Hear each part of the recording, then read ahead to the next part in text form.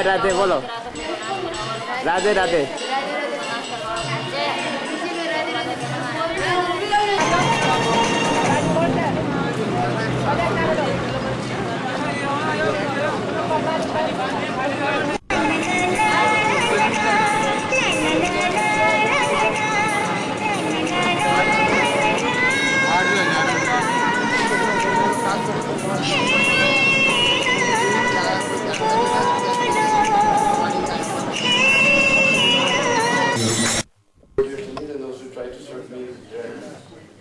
So we have lots of opportunity. Sunita Mataji did lots of service here in Vrindavan. Now she was in old Ramanreti for a long time, now she's in new Ramanreti. And we haven't seen her for a couple of years now, so you do service, you see where she is, so you make sure she gets a nice place whenever there's sitting and hearing, and a nice place for taking prasad. And Devi Shakti Mataji is also here. Where is she? Devi Shakti? She's here. Huh? I don't know. There, You come up front? No, it's just More than 20 years she's here in Braj.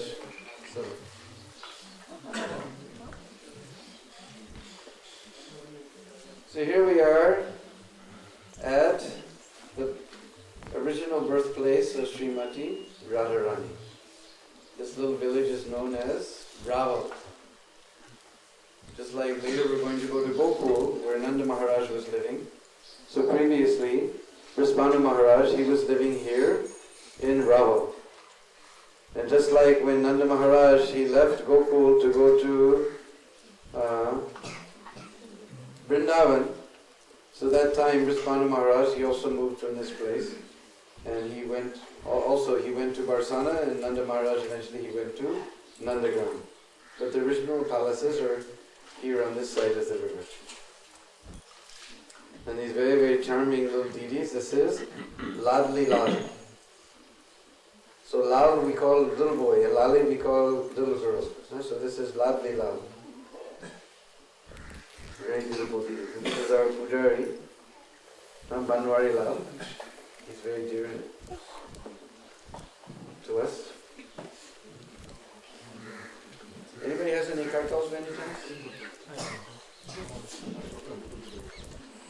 Banwari Lal, could Jai Deena?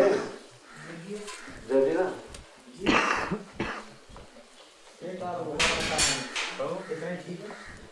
First class.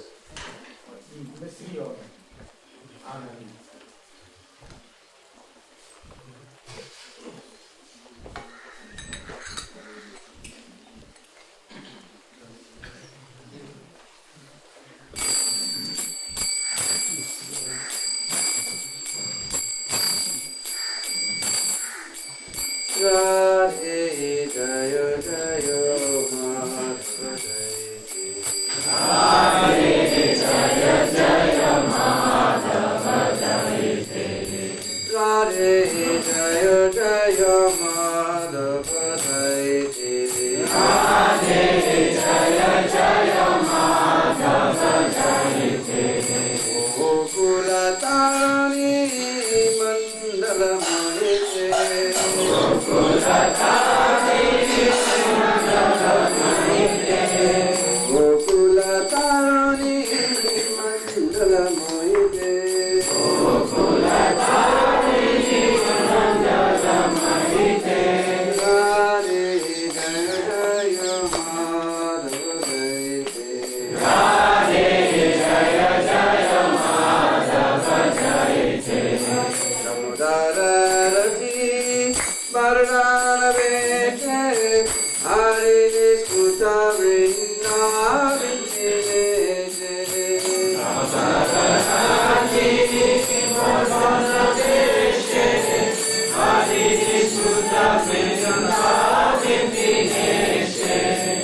Damodar Rati Bardana Vete Hari Diskuta Vrinna Vinte Damodar Rati Bardana Vete Hari Diskuta Vrinna Vinte Radhe Jaya Jaya Madhava Radhe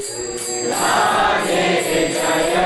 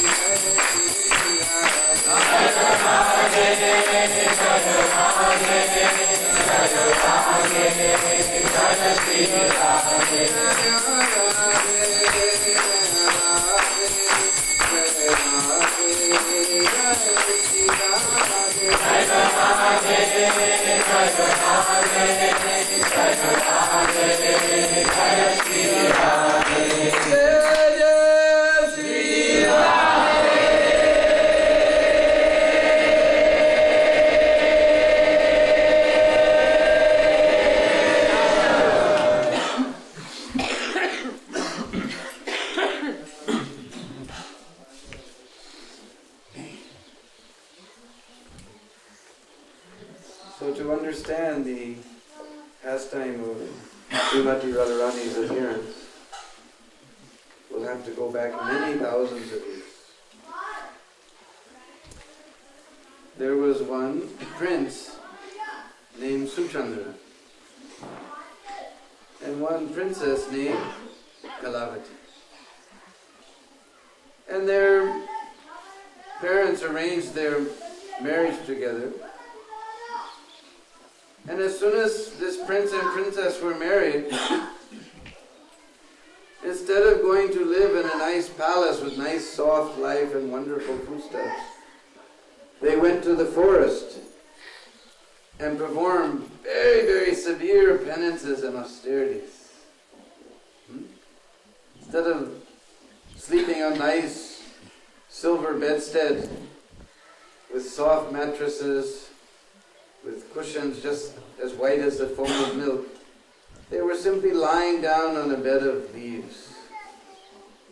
And they were just eating little berries that only the monkeys eat. Very severe penance. Now this is very amazing. That generally we see, we get married just so we don't have to eat temple prasadam anymore. We get nice puris and halwa and paneer sabji.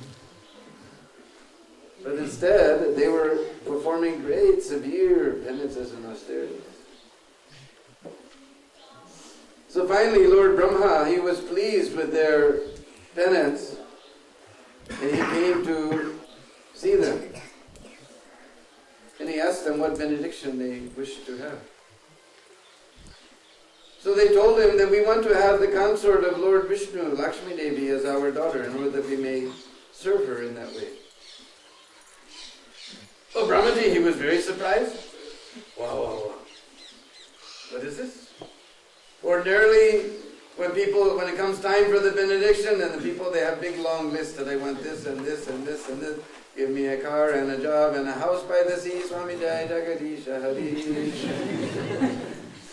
But they wanted service.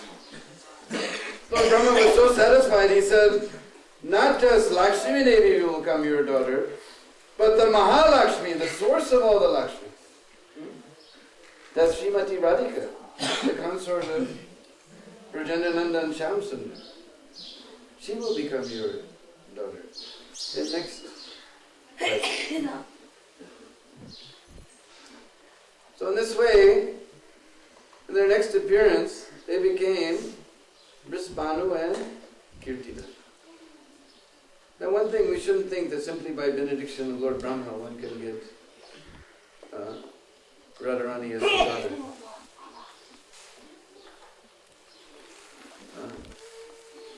Because Brisbanu and Kirtida eternally play this role. This Suchandra and Kalavati, they merged into the bodies of these two personalities. So Brahma's benediction is more or less like, I give all of you benediction, tomorrow sun will rise on your head. Brahma's benediction is like that.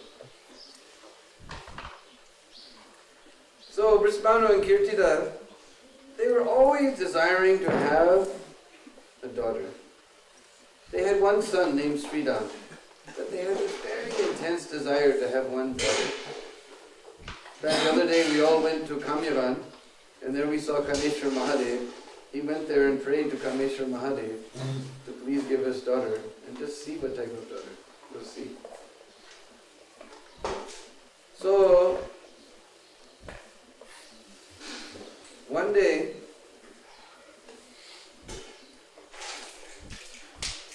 it was the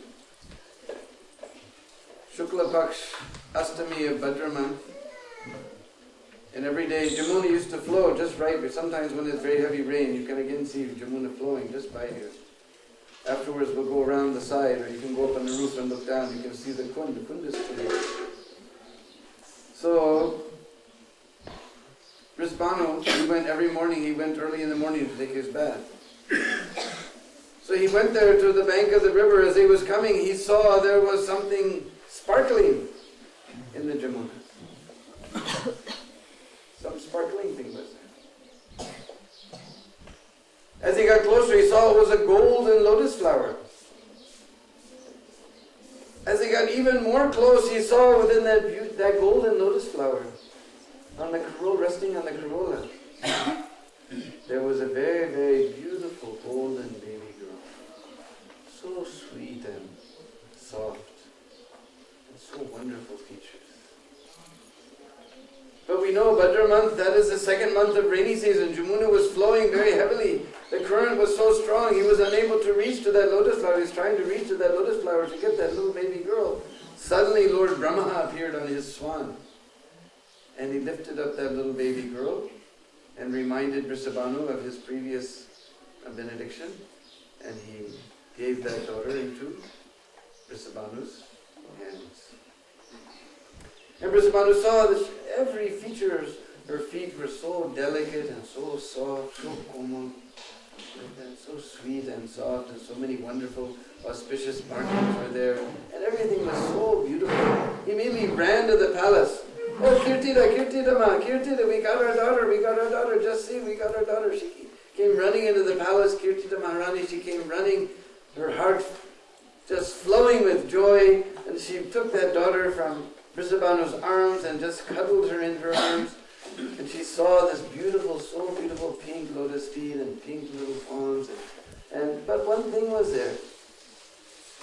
Her eyes were sealed shut. She was completely blind.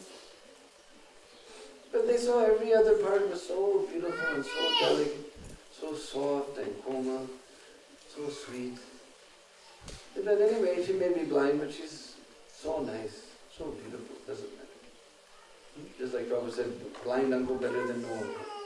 So blind daughter better than no daughter.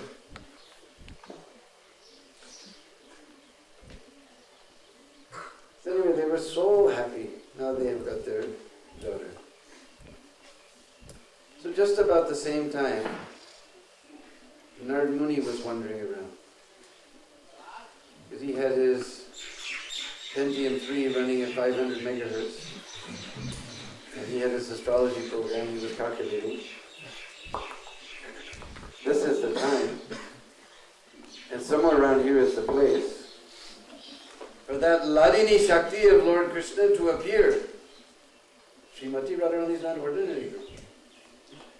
Just like when Prabhupada was singing, giving translation of this song, Radhe Jaya Jaya Madhava Dayate. Dayate means beloved. So she's the beloved of Madhava. Radhe Jaya Jaya Madhava Dayate. And Gokula Taroni Mandala Mohite. So even all the wonderful girls of Gokul, even the girls are mohit. They're enchanted by the beauty of this beautiful girl. All the Taroni means young girl. So all the young girls, all the mandal of young girls of Gokul, even they're enchanted by this beautiful girl. And Prabhupada challenges now Rupa Goswami, he's a big Sanskrit scholar, why he's singing a song about some young girl. But no, it says Sanaka, Sanandan, Varni, Dechari. Even Sanak, Sanandan, the four Kumaras who were brahmacharis since millions of years, they're glorifying her quality. She's not ordinary. There's none other than Lord Krishna's own Ladini Shakti. So Narmuni, he can understand that Ladini Shakti has appeared somewhere here. He was going from door to door. He came to Vrishabhanu Maharaj's palace. He knocked on the door. Immediately Vrishabhanu Maharaj, when he saw this, Narmuni said, "Oh, Muniraj, padariye, come, Virajiye, sit down." He sat him on his own throne. He washed his lotus feet. He poured that water on his head, all his family members, like that. And he said, "Muniraj, any service from me?" And Narmuni said, "Yes. I'm wondering if you have any issue, you have any child." Vrishabhanu Maharaj said, "Yes, I have one son." Narmuni said, "One son?" "Yes, Maharaj, I have one son." "One son?" "Yes, I have one son."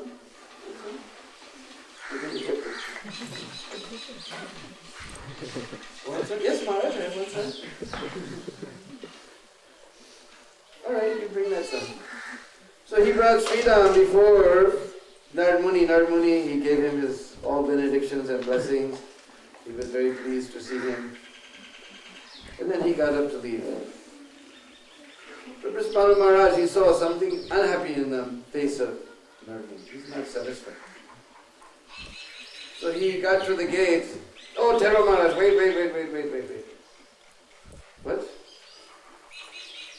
Tune jhoot bola? You telling lie? Arey Maharaj, what can I do? I have one daughter, but she's blind, so I was feeling ashamed to show her to you. You have one daughter also? Immediately Narad, he sat back down and said, no, you bring that one. That's what I wanted to see, you bring that one. So immediately, Vishwanath Maharaj, he brought this very beautiful daughter before Narad Muni. Narad Muni, he was just astounded seeing the beautiful features and wonderful qualities of Srimati Radhika. And he told, because Narad Muni, we know he's very clever. Those who've been on Prakama for the last few days, we've heard so many stories of this Chalu, this character, Narad Muni, how clever he is. So you know what he said? So I know how to cure this blindness. You do one thing. You make a big feast, but you have to make this and this and this. He gave all big complicated preparation, long list, big long list. If you make this feast, you call Nanda and Yasoda to come here, and you sit down with them and take prasadam, and I guarantee this blindness will be cured. So what happened? He gave long lists. This is all complicated things. The things you won't find easily, these things available in the house. You'll have to go outside to the fields and to the market and to the neighbors and get all of these ingredients, right? So what does that mean? It means everyone ran out of the house. As soon as they heard Radharani will be cured, immediately everyone ran out of the house, hither and thither and hither and thither and thither and hither, just to get a job. So what is the meaning? The meaning is now Narad Muni, he's alone with Srimati.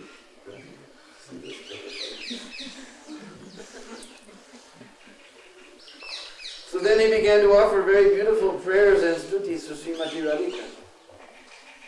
And he prayed that I want to see this Kishori roop. I want to see your Kishori roop. Just like we were explaining other day. The Brishbasis, they never say Radharam. They all say Kishori. Because she's in that beautiful Kishore age.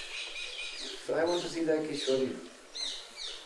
So then Radharani manifested her roop as a 13, 14-year-old young girl with beautiful lotus petal eyes. Not only that, all the Astasakis also appeared all around her, surrounding her like that. Narad Muni, he was just diving and swimming in the ocean of transcendental bliss.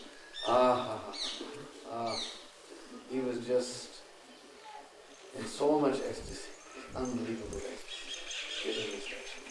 He bowed down in the dust at Srimati Radharani's feet.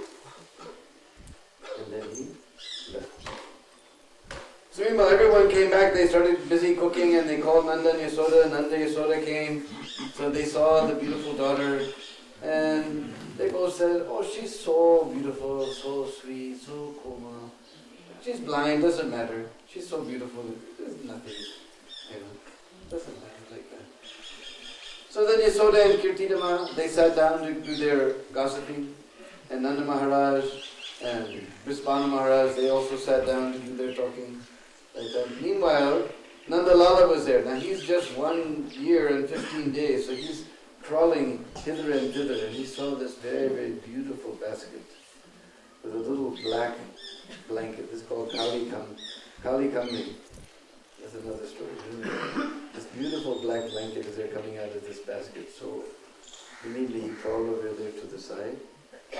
He grabbed onto the side of that basket, he pulled his face over the edge of that basket and he looked inside.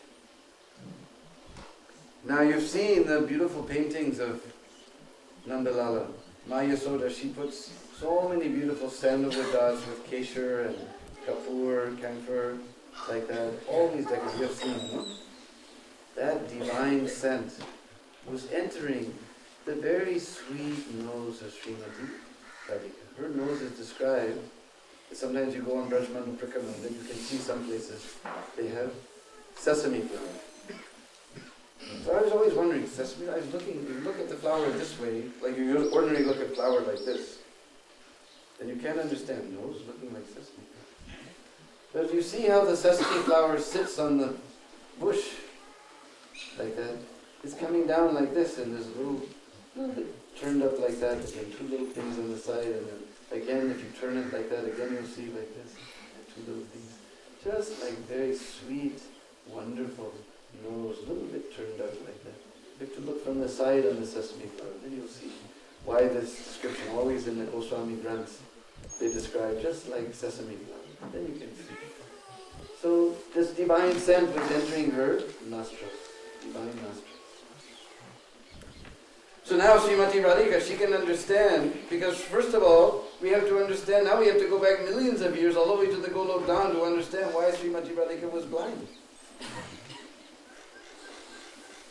In the Golok Dham, one day, if we can talk about days in Golok, Brajanandan, he said to Srimati Radhika, "Hey Radhi, on the earth planet now, Dwapar Yuga is coming to end. We will have to go there and display our wonderful, amazing pastimes in that place." Srimati Radhika said, "How I can go to such a place? There's no Vrindavan, there's no Jamuna, there's no Giriraj. I will not feel happy in such a place." And Brajanandan said, "Hey Radhi, just see, Vrindavan is already gone. This Gokul and this Golok, they're not different. Golok has already come. You see Jamuna ji, we just crossed over now. She's also gone. And Giriraj is also gone. We'll go in a few days, Giriraj Prakama. Giriraj is also gone." Srimati Radhika, she was astounded. She saw all these things. She said, "But anyway, if I have to go there, I don't want to see anything or anyone until I can see your moonlight face." Therefore her eyes were sealed shut. She doesn't want to see anything or anyone in this world until she can see the beautiful moonlight face of Shamsundar. So now that divine fragrance of the keshar and sandalwood and camphor that's doing the paintings on Nandanandan's face, that is coming. She can understand. Now she's face to face with Shamsundar. Now our Prabodhanand Saraswati, he describes, with just a tiny little glance from the corner of Srimati Radhika's eyes. He says, even just a tiny glance, just from the corner of Srimati Radharani's eyes, Brajanandan's flute falls from his hands, his mukut falls off his head, he doesn't even notice. He's completely stunned, just by a little sidelong glance. Now, the two of them are face to face. And Srimati Radhika opened her beautiful lotus. And the two of them began looking at each other. So much love was flowing between their eyes. It was just like honey, just like you can put your finger and taste this love that is flowing between them. So much. They were just, and they began to laugh and giggle like little children do. So much love was flowing between their eyes. And they're laughing and giggling. Then the parents, they heard of this laughing and giggling. They came to see what is going on. And they saw the beautiful lotus petal eyes of Srimati Radhika, wide open, staring into the beautiful eyes of Sri Nandananda. And they were totally astounded how Narad Muni's prediction had come true. And that is why you'll see in Braj, they're celebrating the Radhastami in the early morning. If you go to Barsana, it's about 4 or 5 o'clock in the morning. If you come here they have beautiful Radhastami. Everybody, Barsana is really raucous. It's quite a pushing and shoving, and your feet will never touch the ground. You'll go this way, you'll go that way, 20 feet this way, 20 feet that. Your feet will never touch the ground. But here, they have everybody sit down just like this, very sweetly singing this beautiful song, Radha Kripaka Taksharajana, singing this beautiful song. Ravali, Ramanista, Ravali, Vindravan, Ravali, Barsana. So,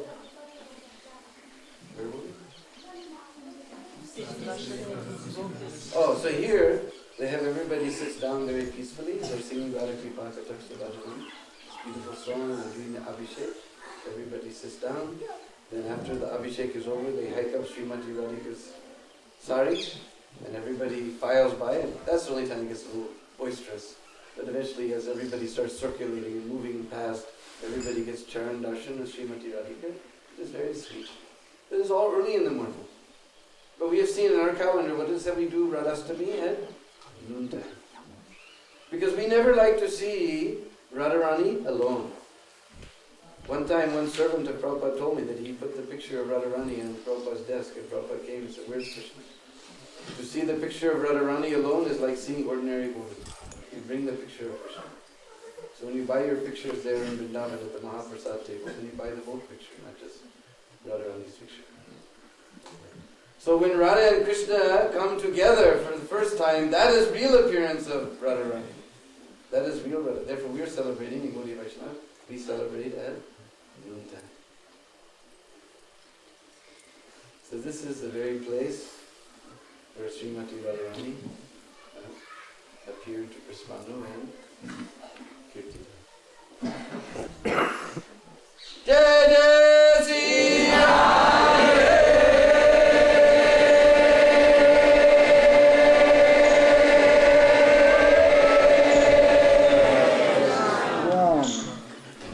Arun guys? Arun?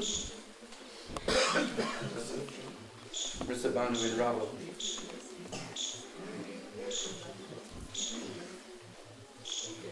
So we have a little bit of time. We'll tell all about that Kali Kamri. We have time. Gold offering is going on. So, one time, because this is later in Kartik, this Gopastami pastime takes place. So they were thinking of sending Nanda, before Nanda was just taking out the calves. He was Vatsapal. This calf we call Vatsa. This like little boy like this, and we call him, "Hey Vats." Hey Vats. The little boy we also call Vats. Vats means little calf. So he was Vatsapal. But from this Gopastami day, he became Gopal. But they were worried, Mother Yasoda was very worried that he would go very far in the forest, and the sun may be very hot, and so sometimes he may be very hungry, if I don't pack up enough lunch, he may get hungry. So much worried. So Nanda Maharaj, Mother Yasoda is always worrying, and he just goes crazy listening to her worrying.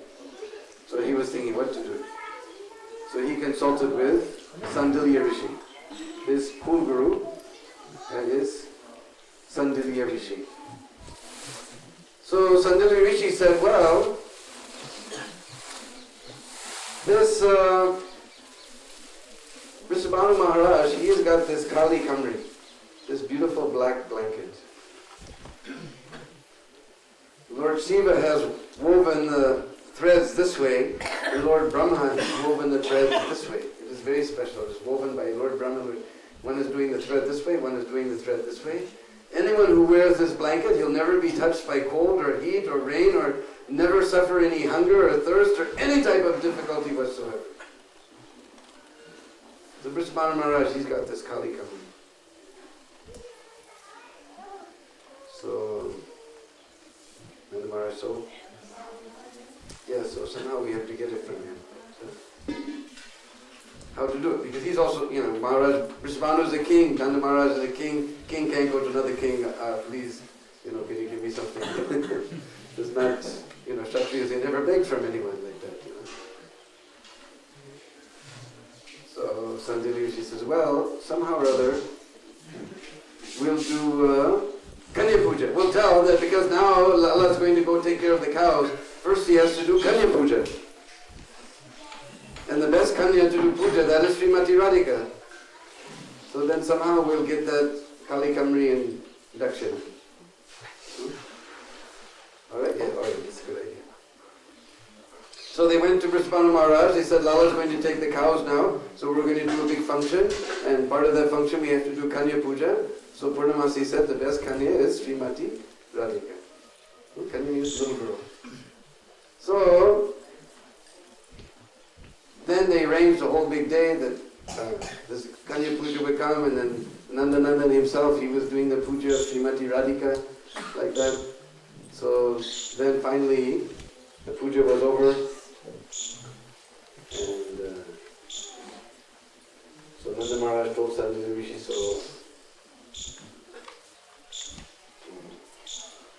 you asked? No, you asked. You asked? No, you asked. No, I'm a king, how can you ask? You as a priest, right? So Sandhya Rishi said, so puja is done. Yes, puja is done. Very nicely done, very wonderfully done, puja. Yes, very wonderfully done. He agreed, yes, very wonderfully done, yes. So puja is now complete. Yes, now puja is complete. Yes. So the puja is complete, you know. Yes, the puja is complete.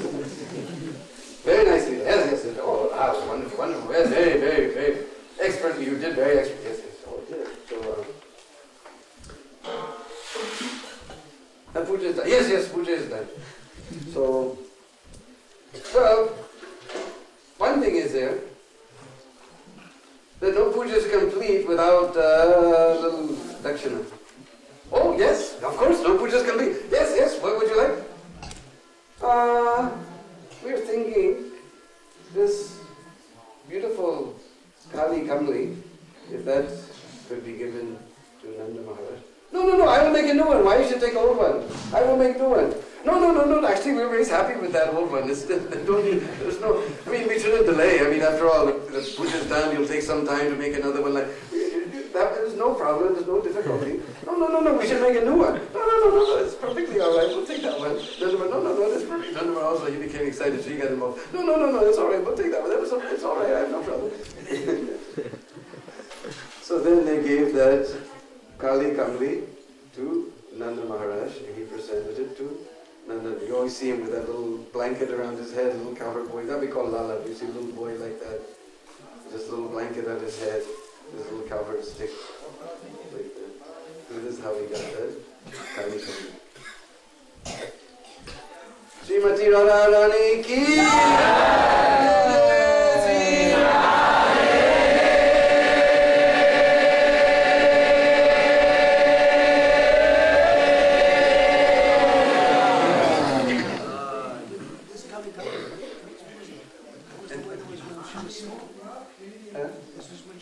that was in the basket.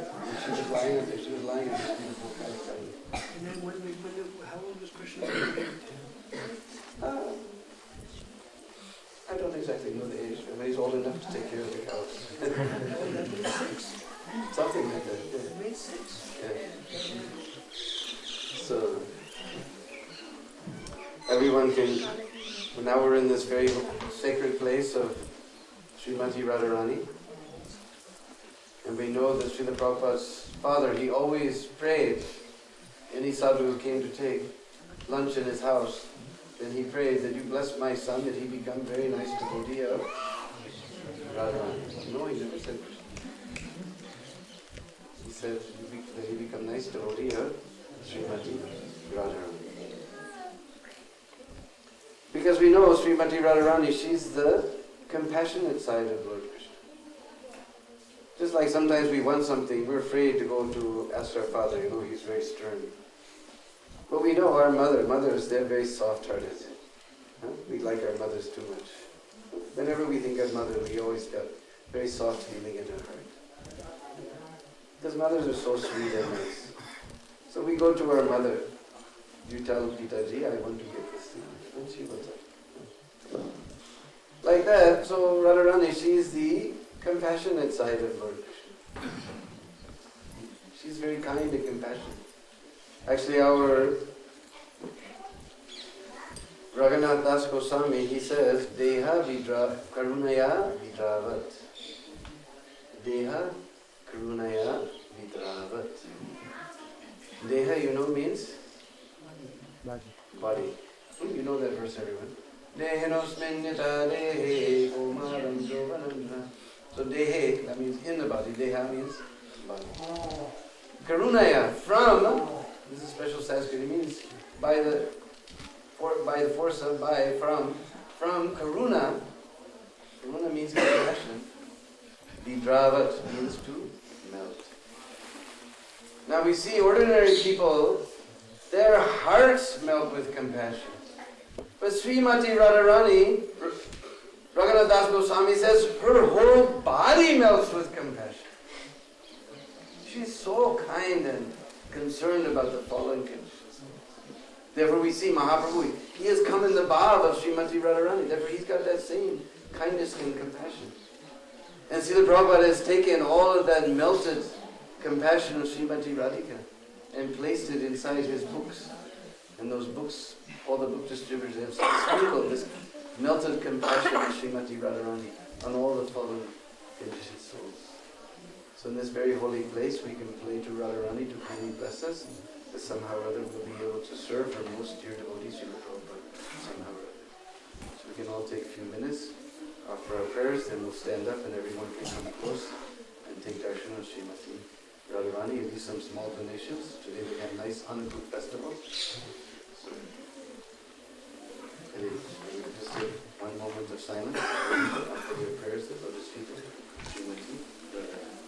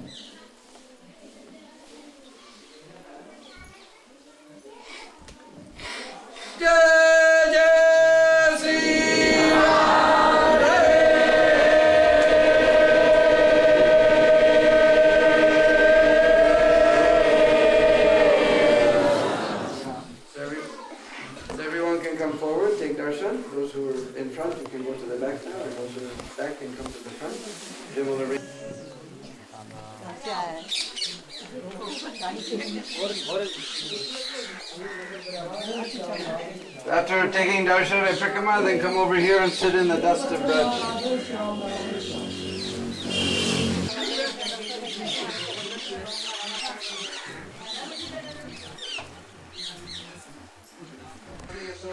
Come over here and sit in the dust of bread. Here just 2 days ago. And please make nice space for my god sisters and god brothers. Sit right here.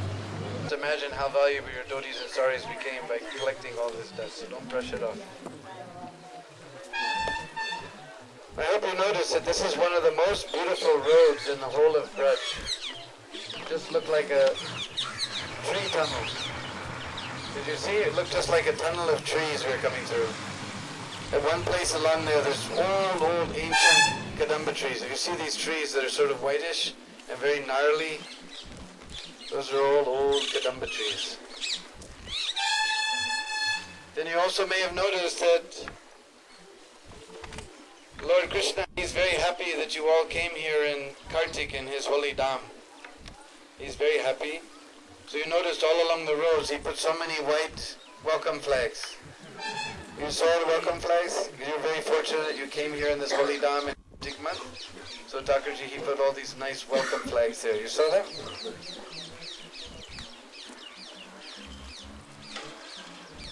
So now, we've come to this very, very wonderful place. At least according to our calendar, it is Diwali today. So this is the day, and this is the very place where the Damodar Leela happened. You see this old ancient Imli tree behind us. This is the spot where those twin Arjun trees used to grow. I was just thinking maybe we should bring some, because I know our nursery has Arjun trees, so we can bring some Arjun trees from our local nursery in Mathura and plant them here maybe.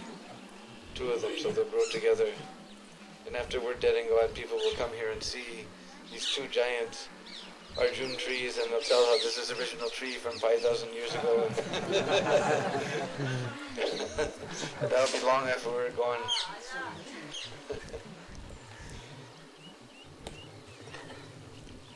So anyway, our acharyas, in commenting on this story, they have revealed so many wonderful secrets about this Leela, and they have pulled out so much nectar from this Leela. Because there's no higher or more rasic literature than Srimad Bhagavatam. Somebody thinks, then what are all the books that Goswamis wrote and this and that? Just like if you have concentrate, you have orange concentrate, and you take it, you mix it with some water, and expands and expands. So same way, Goswamis have taken the concentrated ras from Srimad Bhagavatam and added nectar to it and expanded and expanded. But the most concentrated ras, the most highest rasic literature is Srimad Bhagavatam. And in their commentaries, they have expanded and expanded and expanded the nectar. And Jiva Goswami has also written one book, Gopal Champo, there he's also expanded the nectar. So we'll take some details from those places and describe this Leela. So, this Leela happened to take place on the Diwali day. Because that time, Mother Yasoda, she was very upset. Everybody's always coming and complaining that your Lala's stealing butter from our house. And always this complaint is coming. She said, why? Why Lala's going to someone else's house? Nanda Baba, how many cows does he have? 9 lakhs of cows. Means almost 1 megabyte.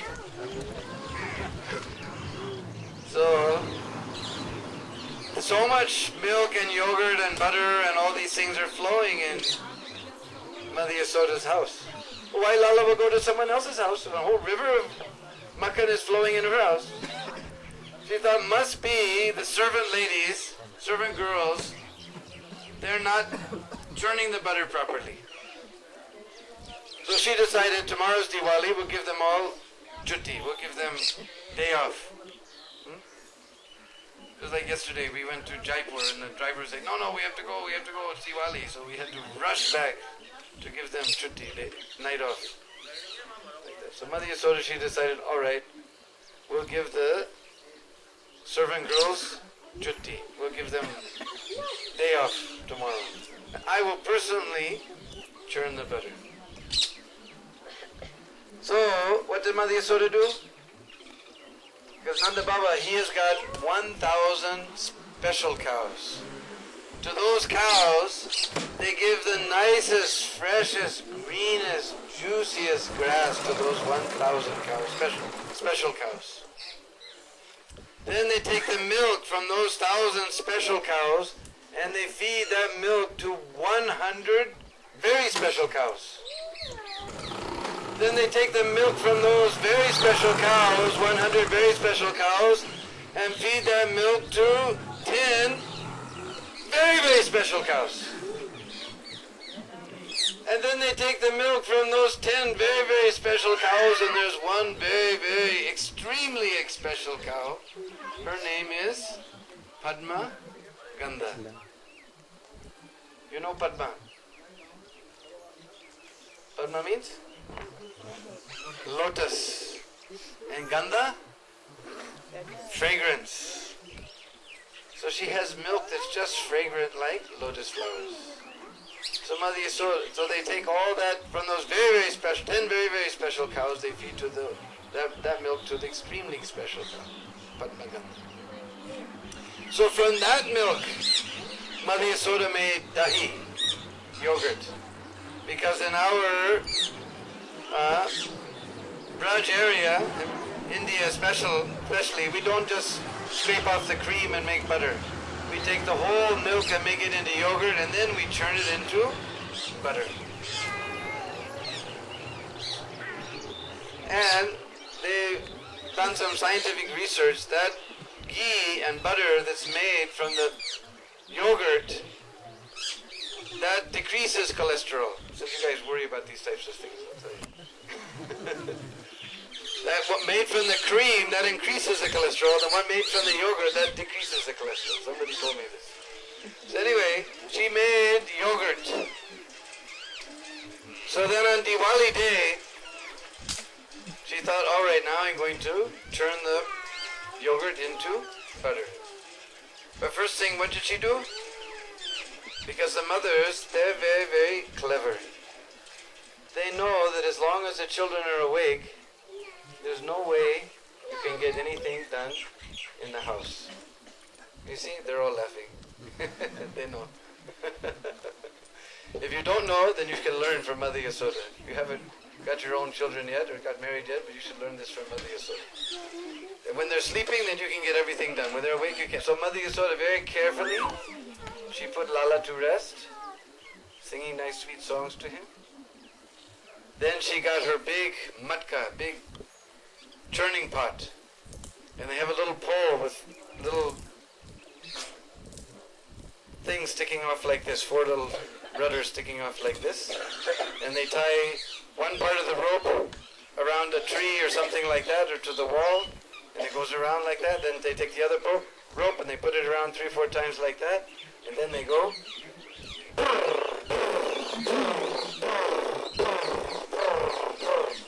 And Mother Yasoda, she's got so many bangles on her wrists, and the bangles are just going ching, ching, ching, ching, and Mother Yasoda's big fat hips are swaying, and ching, her breasts are swaying, ching, ching, ching, ching. And what is Mother Yasoda doing? She's singing the glories of Nanda Nanda. Like that. So this like mridanga, and ching, ching like kirtals. And Mother Yasoda is singing glories of Nanda Nanda. And what is this? Vayan. Kirtan. Kirtan, vayan. Now Prabhupada explained to us that as soon as you chant Hare Krishna, then Krishna, he goes, oh, someone is chanting my name. As soon as you chant Hare Krishna, then Krishna says, oh, someone is chanting my name. So that's for our ordinary kirtan and jap. The Mother Yasoda's kirtan, that is prem, that is filled with Vatsalya prem. So when Mother Yasoda's kirtan is going on, how Lala can possibly sleep? When there's prema, just by ordinary, he goes, oh, someone, now Mother Yasoda's prema kirtan, how he can possibly sleep? Here comes a Ristasur.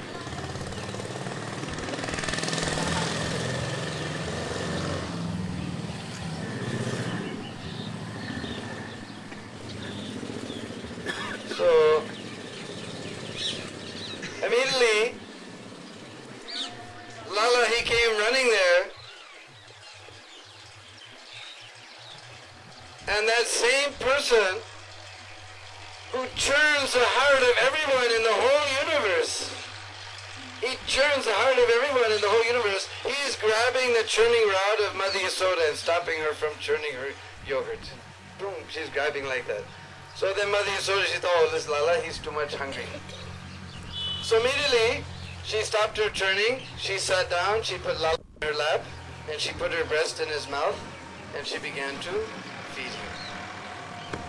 Now she's enjoying, we can't even begin to imagine the happiness that Mother Yasoda enjoys from feeding her breast milk to Nanda Lala. So much, actually she's watching, little tooth is also coming, like that, she's seeing little tooth is coming, so much happiness she feels. So much happiness, she completely forgot about the milk that's boiling in the other room. Now we heard that milk boiled over, right? But our acharyas have explained that what really happened was that milk, he began to think that this Mother Yasoda, she's got unlimited love for Lala. And Lala has unlimited love for Maya. She will unlimitedly give milk. He will unlimitedly go and taking milk. She'll be giving, he'll be taking, she'll be giving, he'll be taking. This will never end. So what is the use of my life? I will never get offered to Krishna. He decided to suicide himself into the fire. He decided, I'm going to end my life by jumping into the fire. So then, Mother Yasoda, suddenly, we know that smell, huh?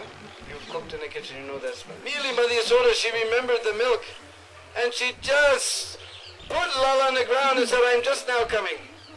And she ran to the kitchen to stop that milk. Now we heard that she turned down the fire and she sprinkled water and this and that. What actually happened, our acharyas have explained, that milk was so astonished. The Mother Yasoda, she has got the perfection of life. Nanda Nandan is taking milk from her breast, but still she's worried about me. He became so astonished that he jumped back into the milk pot. He's so astonished. He jumped to see the love of Mother Yasoda. Now Nanda Lala, he was enjoying so nicely with his Mother Yasoda, and suddenly she just threw him down to run to the kitchen for some pot of milk. He became very angry. So question comes, if this made Lala very angry, how we can consider this to be bhakti? Because we heard, we know, anya bilasita shunyam jnana karmadi navada anukulyena krishnanushilanam bhakti uttama. That uttam bhakti, his definition means anukul, which is very pleasing. But here Nanda Nandan has become angry, so how we can call it bhakti? Just like other question is they're just like Kants. We know Kants was very Krishna conscious. You know that? You don't know. I'm sometimes envious of Kants. He was thinking about Lala 24 hours a day. Eating, sleeping, dreaming, everything. He was just thinking about Krishna. Even one time, his guards, they brought him a glass of water, right? Nice silver glass on a nice silver tray. It was coming, so silver, reflects, so it was reflecting different colors and sparkling like that. Immediately said, guards, that dust has come! Krishna's come, kill him! Guards, kill him! He's come, that dust has come, kill him! And the servant said, Arey Maharaj, I just brought some water, it's just water. Just like we're here, there's no place to buy water. Deena Bandhu, water. We don't think about Krishna when we're worried about water. But even seeing water, then they brought his plate of lunch. Nice, beautiful silver tray with so many different silver katoris, with so many different colored preparations like that. Nice glass of some nice drinks and all this. They were bringing this whole arrangement. Immediately he saw something sparkling, something colorful. He said, Krishna Maharaj, come, kill him, guards, kill him, those dustas, come, kill them, they come, they kill them. Hey Maharaj, we just brought your lunch.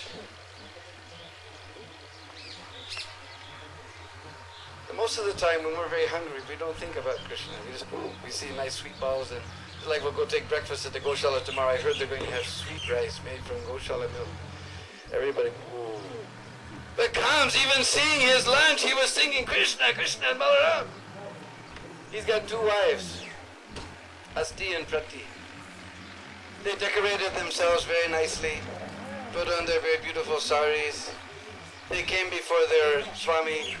As soon as he saw, oh, Krishna Maharaj, come, kill him. And they've come, guards, kill him. Those two stuff, come, kill them.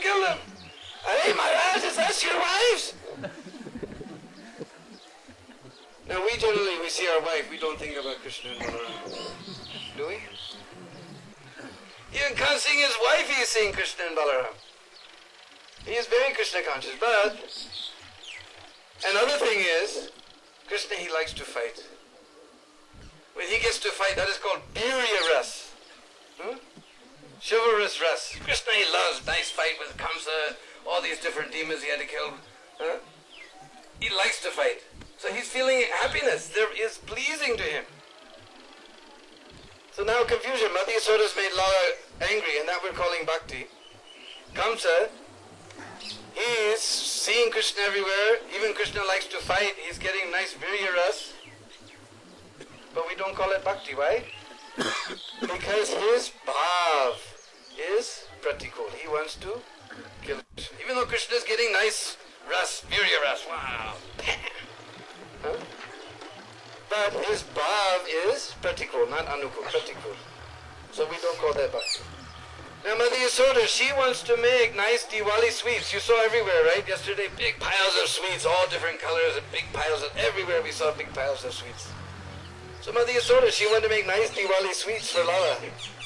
So that milk was for that purpose, to make sweets for Krishna.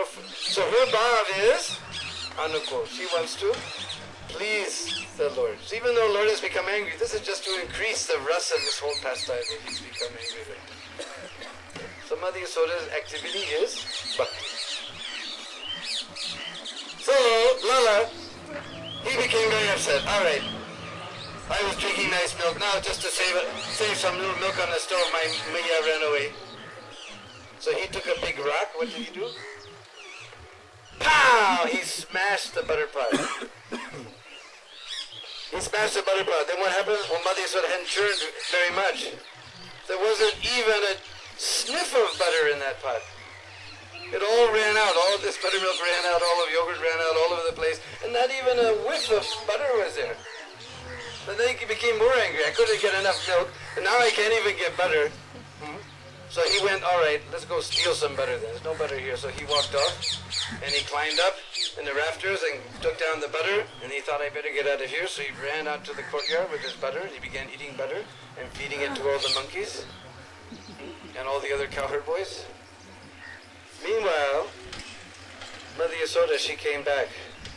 She saw that her butter pot is broken and there's buttermilk all over the floor. And it's not very difficult to understand who has done all this. Because in that buttermilk, there's these little greasy, little tiny footprints going all into the room where the butter is kept, and then running out to the courtyard like this. So Mother Yasoda, she followed all those little buttery footprints all the way out to the courtyard, and there Lala. And what was Lala doing? He's feeding butter to the monkeys. He's had his belly full, he's feeding to the monkeys like this. He's looking around like this. Because he knows anytime Mother Yasoda will come. But Mother Yasoda, she's very clever. She grabbed a stick and she came up directly behind, sneaking. Lala's looking like this, He doesn't see directly back. He's busy. She came directly behind. But what happened? Well, you see, many of the devotees who stay here for a long time in Braj, they all carry sticks around, isn't it? Notice that? You know, ISKCON devotees now, they always carry sticks. Because these monkeys always giving you too much trouble, you know. If you don't have stick in your hand, they don't care about you. They just come up, grab your fruit, and rip it all over the floor, and everybody comes and takes it, like that. And if they see you coming, they jump on the wall, and you can yell and scream and do so many things. He just sits there. You just act like you're not even there. If he's sitting up in the wall and he's out of reach, you know, you can yell and scream and make faces and do everything. He doesn't even. But if you have a stick in your hand, they run way up at the top of the tree. So Lala was feeding the monkeys. Suddenly all the monkeys went. They saw that stick in Mother Yasoda's hand. Lala saw all the monkeys went. Immediately he turned around. So immediately he jumped down. He began running and running, and Mother Yasoda's running and running. And we heard in Srimad Bhagavatam all the flowers in her hair became loose and fell down, right? But Acharyas have explained what really happened was those flowers were so astounded. This Mother Yasoda, she's chasing after that person, the great yogis and rishis. For millions of years they're meditating just to see the ray from his toenail in their heart. And this Mother Yasoda is chasing that person all around the courtyard. Our place is not on the head. We should come down to the feet. Those flowers were coming down to touch feet of Mother Yasoda. So then, Lala, he saw Mother Yasoda, her hips are swaying, her breasts are shaking like that. She's running behind. Very difficult for her. When you try to catch something little, it's very difficult. So then, he allowed his mother, somehow or other, she caught him. But then he saw that stick in her hand. And he began to cry. So Mother Yasoda thought, oh, this Lala, if he becomes too much angry, what will happen? So she threw that stick away. And he's saying, Maya, oh my God, oh my God. They said, you're a chore Raj. You're the king of the chores. He said, I'm going to forgive you. He said, please forgive me, I'll be good, I'll be good. So I'll forgive you. But you did 2 aparats. So one I'm going to forgive. You broke the pot. That was just rascaldom. But if you grew up to be a thief, that is very bad. I'm going to have to punish you for that. And Lala said, well, what can I do? Your whole family on your father's side, they're thieves. Pura pitri bams chore. You know, in India, when you want to really insult someone, you talk about mother or father, then you'll see fight. You say something about anybody's mother and father, and you see them yelling and screaming all the time. They won't touch each other, but you say something about mother, father, sister, it's all over. He said, your whole pitri bams is chore. Then Mother Yasoda says, you're just like a monkey. He said, yeah, well then I'm just going to go live in the forest with the monkey. Oh my God, the son, he can do anything. Maybe he will do that. Mother Yasoda thing, he's threatening to go live in the forest. He thought, oh, then she became worried. He will do that maybe. So he said, what to do? I better tie him up. Otherwise he's just going to run to the forest and live with the monkeys. I better tie him up. So then, Mother Yasoda, she got all her rope together. And she put that rope around the grinding motor and around Lala, and we know somehow or other came 2 fingers too short. She's amazed. So much rope was there. She put it all around.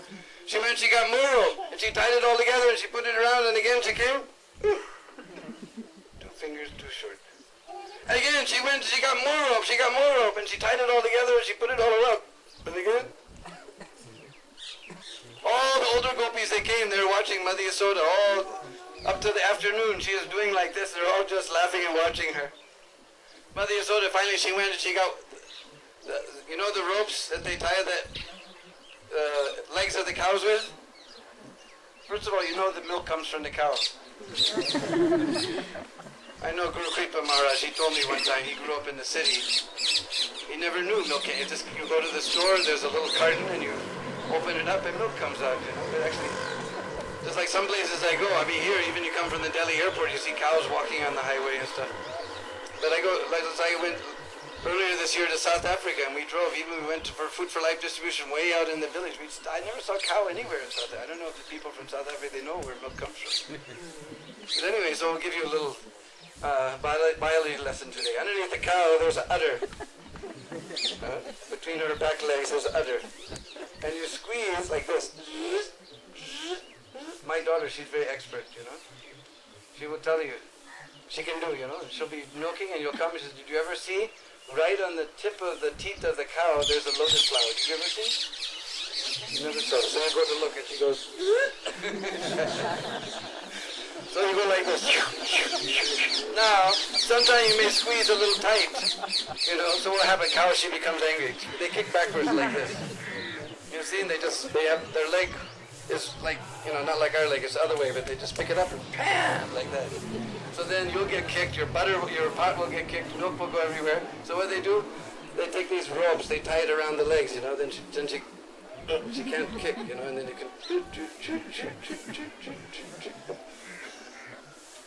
So she took all of those ropes, tied all them together, and still, now all the gopis are just laughing and laughing and laughing. Seeing Mother Yasoda said, Maya, this morning you tied a little black thread around his waist, and now with all this rope you can't tie him? And Mother Yasoda, in the morning, a little black, you always think the little boys and girls in India, a little black string for protection, you know. She says, this morning you tied this little black string, and now with all this ropes you can't tie up, Lala? And Mother Yasoda, because our acharyas have explained, she was angry. Angry means Rajagun. So can Rajagun, we can tie up Krishna with Rajagun? We can't even tie up Krishna with Sattvagun, what to speak of Rajagun. So he can't be tied up. But when Mother Yasoda, she also began to laugh. Because she thought, this morning I tied him with a little string and it just tied all this rope, you know. She began to laugh, then whoop, immediately she tied up Lala. So, then she left him there and went away. Now, Nandalala, he thought, first of all, she didn't feed me. Now she chased me with a stick. Now she tied me up like this. What other mischief I can do? And he saw those 2 Arjun trees. Now Arjun trees, I couldn't really appreciate this pastime till I went to Mauritius. Especially where our farm is. We just opened the Krishna Balaram temple there on Balaram's appearance day this year. But all along the roads there's these enormous Arjun trees growing very, very tall. Because they're a little dweep, little island on the middle of the ocean. And these cyclones come. 250 kilometer per hour winds. Just like last year we had in Orissa, same thing. They have almost every year, every third, fourth year. Every year they have cyclone, but 250 kilometer one comes every 3 or 4 years. Everything goes. Except these Arjun trees, they have very, very heavy root system. The roots come right out like this, like walls, snaking into the ground, 4 or 5 directions like that. Now I saw it, I lost that picture, I lost my bag the other day. But from over my head, the roots are coming out like this on this one in the botanical garden there in Mauritius. They have heavy, heavy root system. Even 250 kilometer wind doesn't knock them over. Our Lala knocked over 2. Damodar, he knocked over 2. So by going to Mauritius, this pastime became very sweet because why it's famous as, Yamalar June Bang. So why not Neem Brix Bang or Mango Ambrix Bang or Oak or some other tree we never hear? Always Yamalar June, the twins. Twin Arjun trees, because the Arjun trees very difficult to knock. So those two, we know the story behind those twin Arjun trees. That's Nalukavera and Manigriva. And Narmuni gave them benediction that they would stand there in courtyard, but then Krishna himself will come and liberate them. So then he thought, all right, now I'm going to do some more mischief. So he pulled those ropes and he began to crawl between the 2 Arjun trees. Now he went through very easily. But that ukkal fell over and he got stuck. So then Lala, he put 1 foot on one tree, 1 foot on another tree, and pulled. Now just by putting his feet, they were automatically liberated. It wasn't that he pulled them over, they just immediately were liberated. Like last night, already.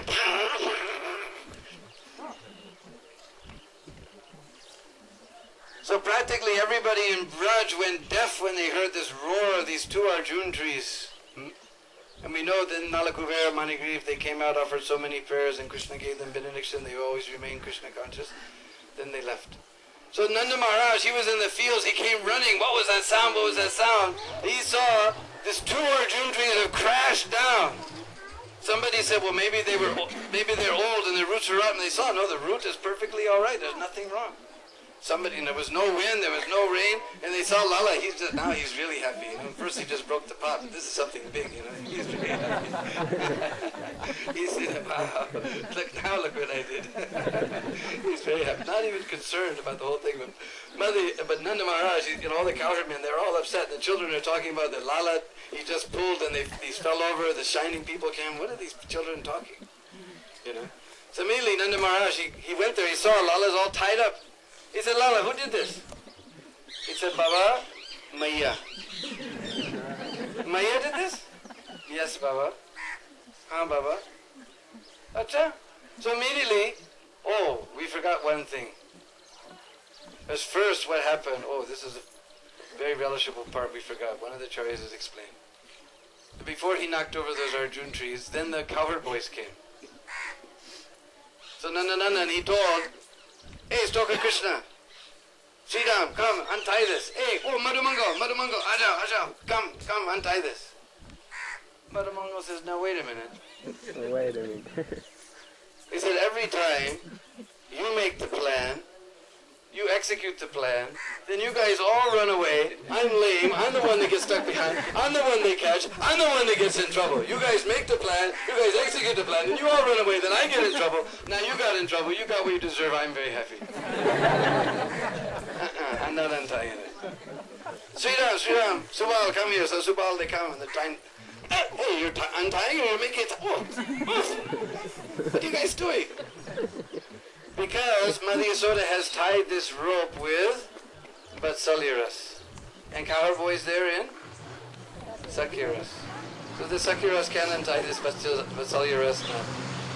So then Lala does, all right, get out of the way. Then he pulled over these trees. So then Nanda Maharaj comes running. He picks up Lala. He said, who did this? Immediately, he's in. But now Nanda Maharaj, he's Vatsalyaras. He untied this. Immediately Lala jumped into his arms. Now Mother Yasoda, she also heard that big roar. She came running. She saw her Lala's there in Nanda Maharaj's arms. She came, Lala, Lala, Lala, Lala. He immediately went to the other side, buried his head. And he buried his head in Nanda Maharaj's armpit. And Mother Yasoda came on that side, so then he went on this side. He said, Lala, Lala, come, because when mothers, they always want the child to come to them, especially when he's in trouble, Lala, come. And he went this side, he went that side. Mother Yasoda, she went crying to a room like a cow that's just lost her calf. So then Nanda Baba says, Are Lala, why don't you want to see her? No, I don't want to see the face of this Maya. She didn't feed me, she tied me up, I don't want to see her. She's a rascal, I don't want to see her face. But Lala, then who's going to feed you tonight? He says, you Baba, I don't want to see this Maya. And who's going to tuck you in bed and put you to sleep tonight? He says, you Baba. And who's going to get you up in the morning? He says, you Baba. Who's going to bathe you and dress you in the morning? He says, you Baba, I don't want to see this rascal Maya. And who's going to send you off with all the cowherd boys to hurt you Baba? I don't want to see this Maya. So Nanda Baba, he had to take Lala home and bathe him and feed him and then put him to bed. He said, Baba, tell story. So Nanda Baba, he told, oh Lala, once upon a time, there was a great king named Ram. And he was married to a very beautiful princess named Sita. But somehow or other, they were forced to go live in the forest for 14 years. And they went in the forest, and this Ravan came and kidnapped his wife. And Lord Ram went all over the place looking for his wife, and he ran into Hanuman and all the monkeys. And somehow they searched and found her in Lanka. And then Hanuman built a big bridge across the ocean to Lanka. And they went charging across that bridge, and Lala jumped up and he said, Lakshman, bring my arrows! Let's kill that Ravan! And Nanda Baba was amazed.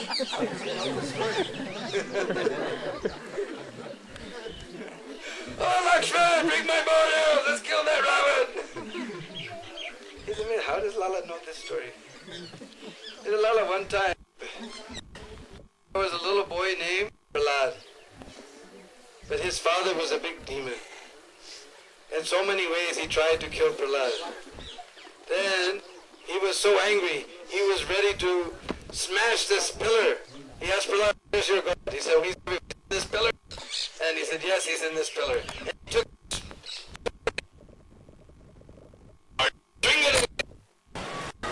So this way, just in conclusion, when Lord Chaitanya was in Desh, after he said goodbye to the community, he left. Meanwhile, there was one leper there, Vasudeva. And the leper, he was very renounced. There are two types of people. One was householder. He was a very renounced person. Because he was a leper, he was living aside from the society. They didn't know the cure for leprosy, and so he was living aside. And he was so detached, so his body was being eaten by the worms. Sometimes the worms were falling. He's thinking, oh, the poor worm, it's its dharma to eat me. Come back here, enjoy here. Eat, be happy. How detached you have to be? Let a worm eating your body, you don't mind, okay, let it eat. What can I do? Anyway, my body is just dead matter. I'm going to be leaving it any moment.